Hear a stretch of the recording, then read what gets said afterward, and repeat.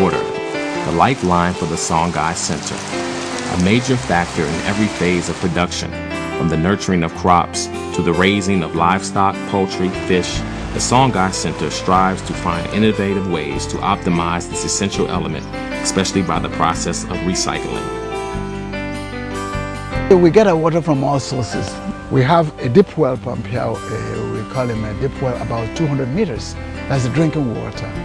It's a water table that is very, very clean. That's the water we use for drinking. It's very pure water.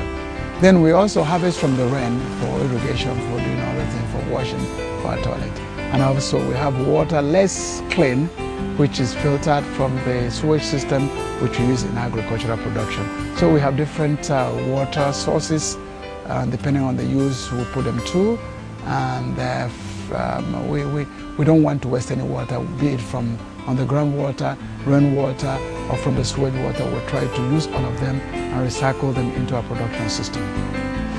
The process by which unclean water is naturally purified by various plants and organisms is called a living machine.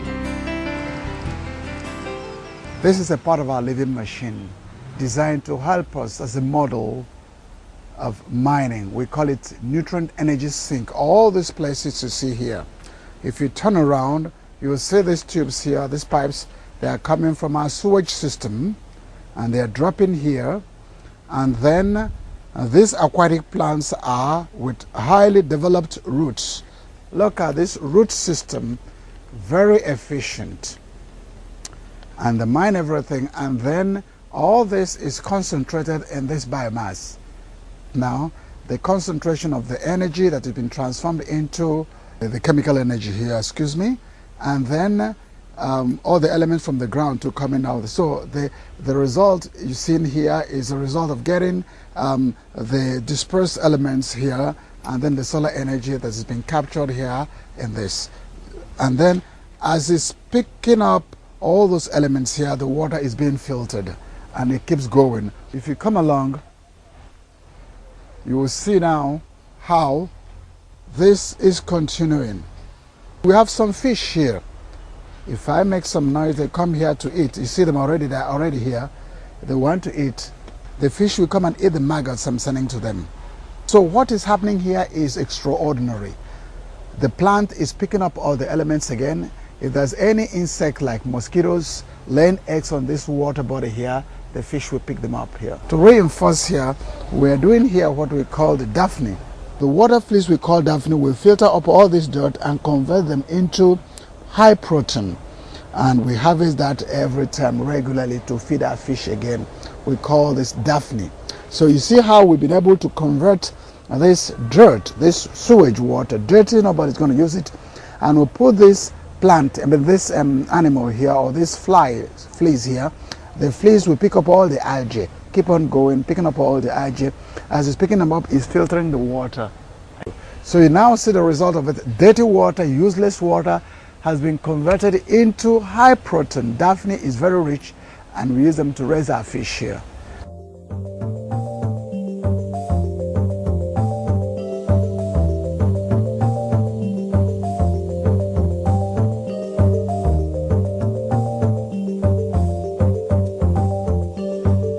My name is Terry and I produce gas, and this is the biogas unit. The process of producing the gas is that we get all the animal waste from each of the units, and we use also aquatic plants, put it in the charging spot, that is the inlet spot, and after we slice this water hyacinth, the aquatic plants, and it goes to a place that is called digester. The digester is the kind of underground tank constructed where the decomposition takes place, and after the decomposition you have the production of this gas. And when the gas is produced, we have those kinds of underground pipes that the gas can flow through those pipes and comes to a place that we call manometer. So the manometer is through the manometer you know the quantity of pressure or gas you have in your digester. So if you look at your manometer or the quantity of pressure you have in your digester, is the time that you can decide whether you need to pump your gas or whether it's too low for pumping. After now, we have this compressor on this side. So the compressor helps to pull the gas and store the gas in the cylinders, tanks. And after, when the gas is stored in the tank, you can now decide to use your gas at any time.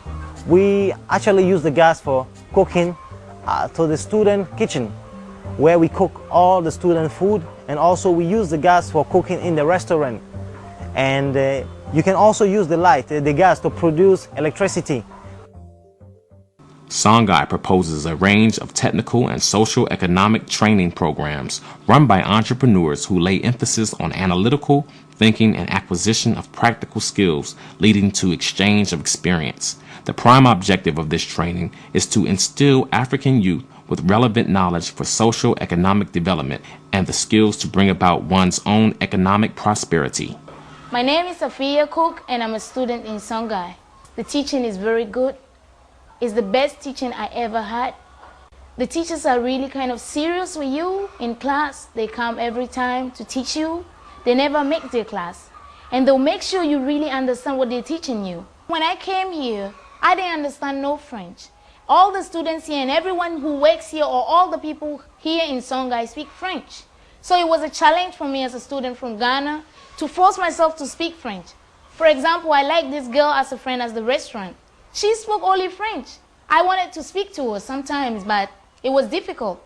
So I forced myself. With the classes I had from my teachers, I still worked throughout the night trying to get my phrases right and sentences correctly, and now I can speak French. And it's very nice having a friend like French people, speaking with them. Vous habitez au Paris? Non, j'habite à Londres, mais je travaille à Paris.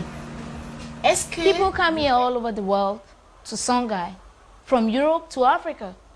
It's overwhelming. The reason is they have seen that the hidden treasure is here in Songhai, and that is why they come here. For example, there was a student here from France, a university student. She came here for only 3 weeks, and she told me she'll be having an exam after the 3 weeks. And afterwards, she wrote to me, and she told me how good she was in an exam for a Greek aspect. People come here to learn. Thanks to a well-equipped library located in the Porto Novo site, students and faculty have access to a wealth of publications and information. Some publications are Songhai produced, while others offer students a glimpse of the international environment. Recognizing the urgent need for African countries to participate in the present world society of information, communication, and rapidly changing technology, Songhai has also created the Songhai Telecenter, a space of transmission and exchange of information as well as secretarial services. You see, Africa is being unplugged from world reality, and the world is being globalized, and we are passing from resource-based economy to knowledge-based economy.